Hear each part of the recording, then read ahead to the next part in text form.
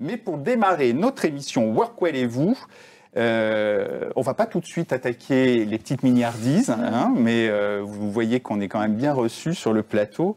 Je vais me tourner vers Aurélie Dedon. Aurélie, je le disais en intro, hein, tu es cofondatrice d'une association qui s'appelle Surface Plus Utile, qui a pour but de rassembler les acteurs de l'économie sociale et solidaire, ceux de l'immobilier, les décideurs publics, afin de développer des espaces économiques de la transition dédiés aux acteurs d'intérêt général. Aurélie, c'est quoi ces espaces économiques de la transition que vous souhaitez développer ? Alors, Surface Plus Utile, c'est une association qui est assez jeune, qui est née en avril 2023 et qui part de 3 constats. Le premier constat, et je pense que ça ne vous étonnera pas, c'est le constat de la vacance tertiaire, qui est de plus en plus importante. Alors, la vacance d'activité au sens large, mais voilà, notamment en Île-de-France, on est très touché par la vacance tertiaire. Presque 5 millions de mètres carrés, hein, je crois. Exactement. Donc, il y a une vacance qui s'installe, et qui s'installe, on pense, et beaucoup d'analystes le pensent, de manière structurelle. Ah oui. Pourquoi ? Parce qu'il y a des changements profonds liés au télétravail, aux nouveaux modes de travail, mais aussi parce qu'on atteint un pic démographique, et donc à long terme, on est peut-être pas seulement dans une crise, mais dans une sorte de changement structurel de l'occupation des lieux de travail, et donc une vacance tertiaire qui s'installe, qui est importante. Donc ça, c'est le premier constat. Deuxième constat, on a un écosystème, donc on appelle les acteurs de l'économie sociale et solidaire, qui n'est pas un secteur d'activité, c'est ça qui est un peu complexe, c'est plutôt un statut, ou c'est plutôt une manière de s'engager. Donc ce sont des acteurs qui ont dans leur modèle économique à la fois l'enjeu d'avoir un impact social et environnemental fort, mais aussi d'avoir un modèle économique. Voilà, ce sont des acteurs qui ont quand même une réalité économique. C'est un secteur qui aujourd'hui représente 10% du PIB en France, c'est loin d'être anodin, 14% des emplois. Donc c'est vraiment un secteur qui est plus qu'émergent, qui se développe, qui par ailleurs est très aidé, que ce soit par l'Union européenne, par le gouvernement français aussi. Il y a un vrai enjeu à préserver ces acteurs, qui sont les acteurs qui vont nous aider à affronter les grandes transitions environnementales et sociétales qui arrivent, et donc sur lesquelles on veut compter. Et puis, troisième élément, justement, c'est ces territoires, ces collectivités, ces acteurs publics qui ont vocation et qui ont intérêt à préserver ces acteurs de l'économie sociale et solidaire sur leur territoire, parce que ce sont des acteurs qui réellement contribuent au développement des territoires, à la cohésion sur les territoires, qui répondent à des besoins sociaux et environnementaux qui sont importants. Et alors, nous, chez Surface Plus Utile, on milite justement pour réserver des espaces d'activité logistiques, tertiaires, commerciaux, à ces acteurs qu'on appelle acteurs de la transition, parce qu'au-delà de cet écosystème de l'ESS qui est structuré, on parle vraiment de ces acteurs qui ont un enjeu à l'échelle du territoire, et ça peut aussi être les micro-entreprises, les artisans locaux, les commerçants locaux. Donc on essaye aussi d'avoir une acceptation large du terme, des acteurs, des acteurs de la transition, de l'économie sociale et solidaire. Et donc voilà, on milite pour préserver des espaces économiques de la transition. Oui, parce que ça allait être ma question. C'est quoi les acteurs de l'économie sociale et solidaire ? On a tous en tête, je ne sais pas, la petite supérette solidaire, des choses comme ça qu'on a vues dans certains programmes récemment, mais ça va bien au-delà, j'imagine. Oui, en fait, c'est ça qui est intéressant, c'est que c'est finalement pas un secteur d'activité, donc ça peut être, on réfléchit aujourd'hui aussi à ces acteurs de la transition dans le monde industriel, dans la réindustrialisation. C'est aussi le réemploi, c'est aussi l'économie circulaire, c'est tous ces acteurs de l'insertion par l'activité économique. Voilà, ce sont des associations, des fondations, des coopératives, mais aussi des entreprises entre guillemets classiques, mais qui sont labellisés ESUS, donc d'utilité sociale par l'État français. Alors tu me disais aussi qu'ils avaient des besoins particuliers, besoin forcément de loyers peut-être modérés, besoin aussi souvent de sortir d'une occupation qui est un peu temporaire souvent, et puis de locaux commerciaux qui soient spécifiques pour eux, à utilité sociale entre guillemets. Du coup, quelles sont vos actions exactement pour les aider, pour les encourager ? Alors donc nous, on a construit l'association Surface Plus Utile sur ces constats dont j'ai parlé.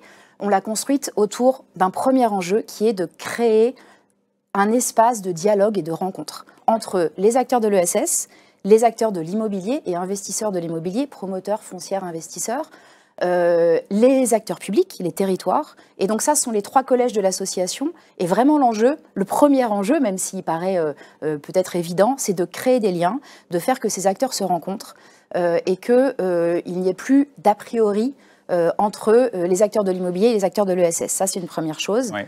La deuxième chose pour laquelle on milite, on constitue ces collèges comme une association de plaidoyer. Donc on porte un plaidoyer, on porte une conviction, et donc notre premier enjeu, c'est de donner une existence à ces acteurs de la transition et aux espaces économiques de la transition, qui soient vraiment reconnus, et leur donner une existence, c'est leur donner un statut spécifique, et c'est donc derrière, et c'est pour ça qu'on va militer aujourd'hui et demain avec nos membres, c'est leur donner aussi des leviers de développement et un accompagnement. Alors après, est-ce que ce sera un accompagnement via la fiscalité, la réglementation, via la subvention ?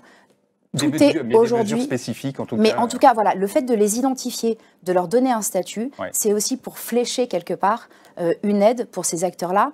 Il y a une image, c'est pas celle-là, mais il y a une image qu'on aime bien, qui est le fait de dire que ce sont des acteurs pour qui le poids de l'immobilier est très fort. Alors il l'est pour beaucoup d'entreprises, on en a bien conscience, mais pour ces acteurs de la transition encore plus. Et donc finalement, ce poids de l'immobilier dans leur modèle économique, ça les empêche d'investir, de se développer et de recruter. Et c'est vraiment pour ça qu'on milite, c'est pour qu'ils puissent se développer et qu'on allège ces acteurs-là, le poids de l'immobilier qui est trop important. Ah oui, compris. Donc, on voit ici à l'écran les membres de l'association. Vous avez combien de membres aujourd'hui? Alors, certains des membres, parce qu'on a énormément de membres. Donc, on a des membres qui sont des acteurs de l'immobilier, des investisseurs immobiliers. Parmi nos premiers membres que vous voyez là, BNP, Novaxia, SNCF Immobilier, beaucoup d'autres acteurs qui sont en train de nous rejoindre, des membres qui sont plutôt des membres des territoires et donc des membres de l'économie sociale et solidaire, des grandes fondations, des têtes de réseau. Alors on a soit des adhérents, soit des partenariats, mais en tout cas on mobilise de manière très large. Et très concrètement, on organise des temps d'échange, des ateliers, des moments de réflexion commune, des événements. On mobilise aussi nos acteurs. Par exemple, on a le grand plaisir d'avoir été sélectionné par l'ADEME dans le cadre d'un appel à commun. Donc nous, association. Et en fait, l'objet de cet appel à commun, c'est de construire ce qu'on a appelé un atlas des espaces économiques de la transition. Parce qu'on se dit, la première marche dans cet objectif, c'est déjà de les identifier, d'objectiver leur place sur les territoires. Et donc, grâce à l'ADEME qui nous soutient et grâce à tout un écosystème parmi nos adhérents, on répond à cet appel à commun. Donc, appel à commun, donc ça veut dire que tous nos travaux vont être complètement ouverts sur une surface ouverte construite par l'ADEME pour créer cet atlas. Et donc là, très concrètement, nos membres, on les mobilise, on les sollicite, on leur demande de participer avec nous pour construire l'outil qui correspond à leurs besoins.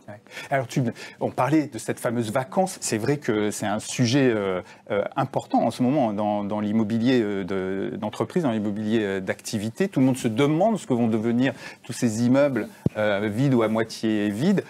Tu disais que pour toi, ça peut durer, ça peut devenir structurel. Du coup, est-ce qu'il pourrait justement convenir à des acteurs de l'économie sociale et solidaire? Est-ce que vous étudiez cette possibilité? Exactement. En fait, pour nous, tout l'enjeu, c'est de se dire, il existe évidemment des choses aujourd'hui. Tu parlais tout à l'heure des tiers-lieux, de l'occupation temporaire, il y a des foncières solidaires, il y a des solutions qui existent. Pour nous, l'enjeu, c'est massifier, parce qu'elles ne sont pas suffisantes aujourd'hui pour répondre aux besoins des acteurs de l'ESS, et pérenniser. Et ça répond un peu à ta question, mais j'y reviens après, mais pérenniser parce que finalement, même si l'occupation temporaire répond à un vrai besoin, sont des acteurs qui sont très ancrés sur les territoires, qui ont une durée de vie très longue, beaucoup plus longue que beaucoup de start-up ou jeunes entreprises, et qui ont donc la volonté de s'ancrer de manière pérenne sur les territoires. Alors ensuite, quel est le rapport entre la vacance et les besoins de ces acteurs-là? Il y a deux manières de répondre. Alors déjà, te dire que ça fait aussi partie des actions qu'on mène avec Surface Plus Utile. Et donc, on mène des études, des expérimentations. Voilà, on se mobilise parce qu'on veut très concrètement comprendre quelle est la vacance et est-ce qu'elle correspond aux acteurs de l'ESS. Et si elle correspond, qu'est-ce qu'il faut mettre en place pour faciliter leur intégration?